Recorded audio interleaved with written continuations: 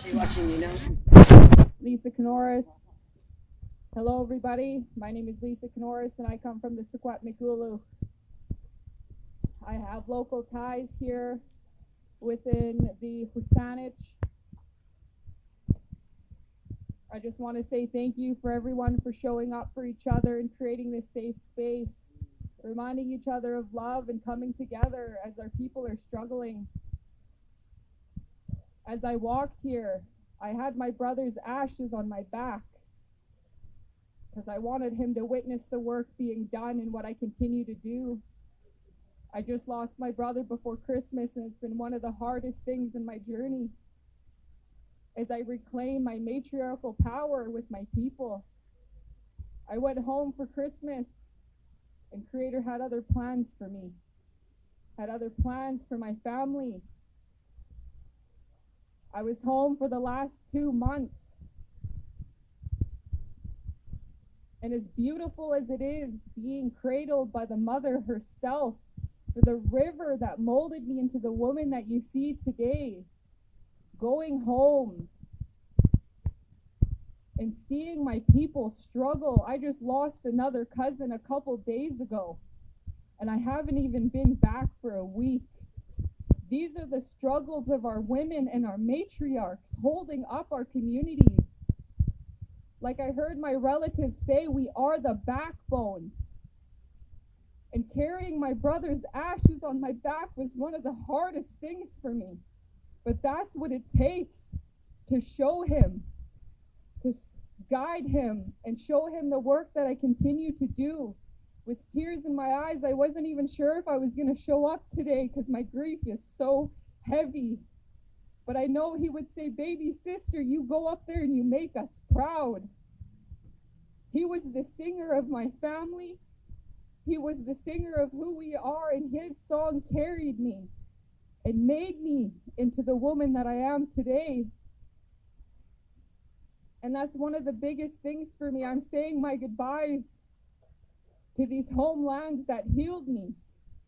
I lived here for 5 years, and I met so many beautiful people. So many people came up to me and hugged me and held me and reminded me of what it really means to be one and united, even in the struggle of why we're here today.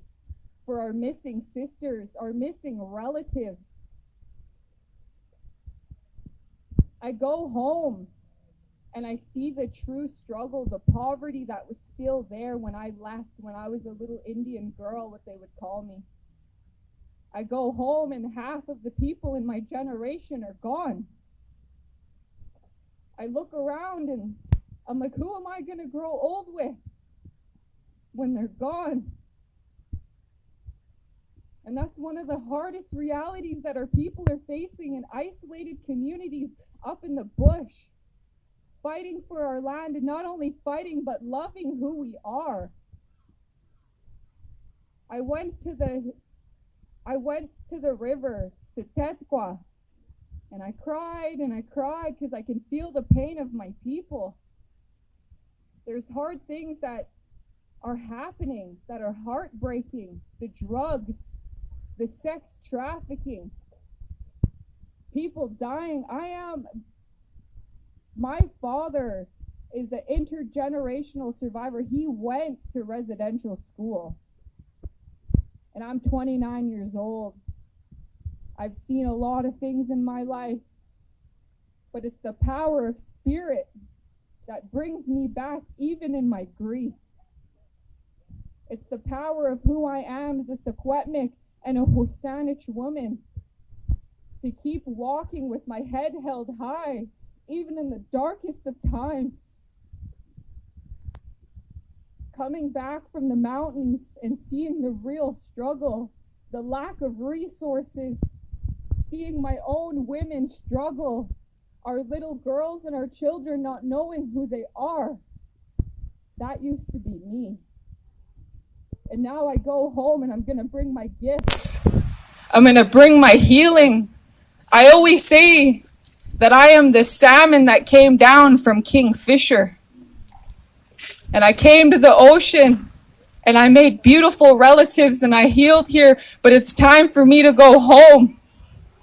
to go spawn, go share my knowledge, to be there with my people, go sit with my kia'as, my grandmothers, for them to cradle me in my time of need. And I share my story because this is real. These are real issues happening every single day. Even as we're here today, I have my cousins and women in my family, the matriarchs, another funeral of another lost brother. Mothers are crying for their sons. Sisters are missing their brothers. And that's the weight that we carry as matriarchs, as women in our family.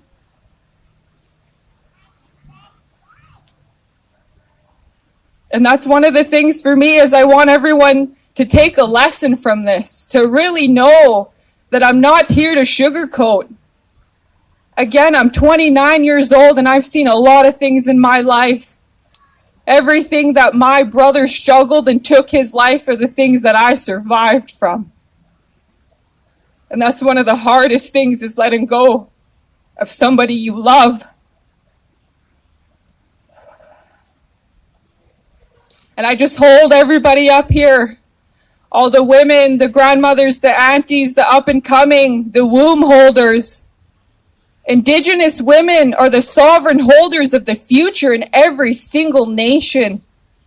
You can get 5 women together and they can have 8 children. And that's a village, and that's what scares. That's what scares the government. That's why our women have been oppressed. It's because we have that power to reproduce a nation. Our sovereignty is in our babies. And I'll leave it at that. Kuksham, Haichka.